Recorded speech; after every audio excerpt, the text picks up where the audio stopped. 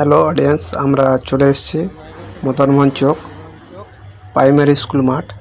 তো এখানে খান মিউজিক নতুন সেটআপ টেস্টিং চলছে।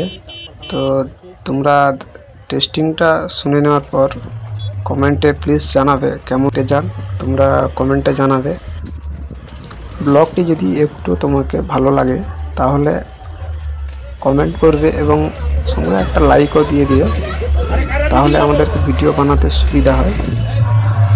তো খান মিউজিক দেখার পরে আমরা সামনে 2 মিনিটের পর তো ওখানে নতুন সেটআপ চলছে, তো সেটাও নতুন সেটআপ টেস্টিং চলছে। তো এটি শুট করার পর আমরা ওখানে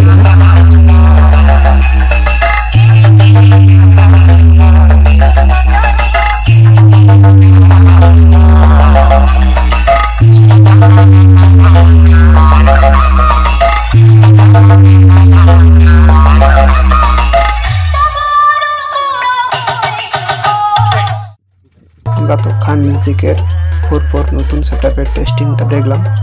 তো আমরা এখন যাব মিতানগর, যে সেটআপটি চলছে নতুন সেটআপ 4 সেটআপ।